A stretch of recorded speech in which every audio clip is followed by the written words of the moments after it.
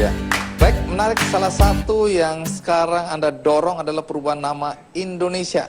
Iya. Ya. Iya. Saya tidak tahu apa nama yang Anda usulkan, nanti Anda jelaskan. Tapi nama Indonesia menurut Anda nama yang kurang baik bagi bangsa dan negara kita. Iya. Sehingga harus diubah. Iya. Nah, nanti saya akan tanya apa akibat-akibat kalau kita tetap memakai nama Indonesia. Iya. Baik, ikuti terus Kick Andy.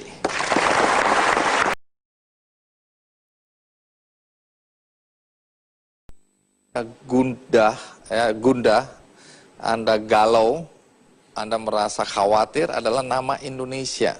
Karena menurut ilmu Anda, nama Indonesia ini akan menyebabkan hal-hal yang buruk akan terjadi pada bangsa ini. Bisa dijelaskan apa alasan Anda dan hal-hal buruk apa yang bisa terjadi pada bangsa ini?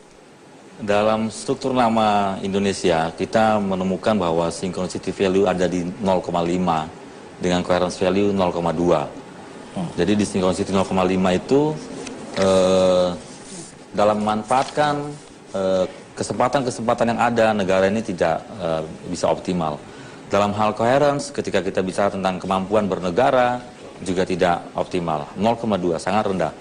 Kemudian ada Harani 8 di sana, di mana menunjukkan bahwa potensi untuk pecah yang sangat tinggi. Potensi untuk pecah? Iya, untuk retak dan bubar jalan. Dan dengan Harani 8, itu sangat tinggi sekali potensinya untuk berakhir dengan negatif. Dan kita tahu di 98 Orde Baru selesai, Presiden kita Soeharto juga harus turun dari posisinya. Nah, hal yang serupa kemudian juga terjadi dari tahun 2014 sampai 2023 dengan beban yang lebih berat, dengan intensitas yang sangat kuat untuk merealisasikan Harani 8 itu. Dulu di 94-98 mengantar Timor Leste lepas dari Republik ini. Kemudian nanti di 2014 sampai di 2023 dengan kondisi yang sangat parah, dengan puncak ada di 2020, itu bisa jadi bukan hanya 1-2 provinsi yang lepas, tetapi kita semua bubar jalan. 2020? Iya. Masalahnya kan 2020 masih menunggu waktu untuk membuktikan bahwa apakah prediksi Anda ini benar atau tidak. Tapi kalau kembali lagi ke ilmu yang Anda pelajari ini, kalau terjadi atau Anda mendorong terjadinya perubahan nama dan nama Indonesia harus diganti, itu kan ada banyak persoalan yang harus dihadapi. Artinya nama Indonesia ini kan sudah menjadi bagian dari tata pergaulan internasional dengan segala, ibaratnya administrasinya itu kan repot kalau ganti. Apakah Anda tetap mendorong agar nama Indonesia ini diganti? Ya. Kita kalau bicara pada arena repot atau tidak repot, kita kembali kepada tujuannya. Jadi apa manfaatnya kita mempertahankan nama negara ini dengan alasan tidak mau repot, lalu pada akhirnya kita bubar. Tentu memperbaiki nama adalah hal yang lebih baik, untuk hasil yang lebih baik, dengan sedikit usaha repot-repot tadi.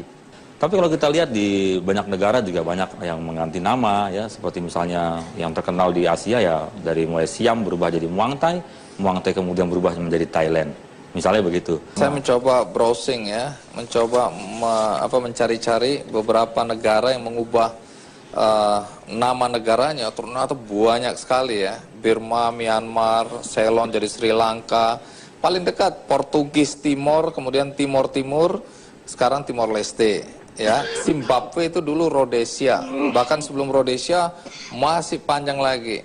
Dan ini ada sekian banyak daftar beberapa negara yang mengubah nama negaranya, ya. Dari tadi Anda ingin sekali mengubah nama Indonesia.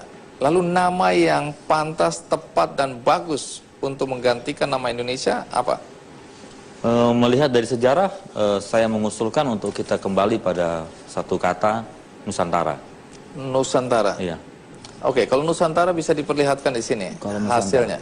Ini Nusantara. Hasilnya bagaimana? Ini Nusantara dengan synchronicity 1, dengan coherence 0,8. Momentum streamnya ada di 0,8 dengan sinergi produktifnya di 100%, sangat optimal. Wow. Nusantara. Iya.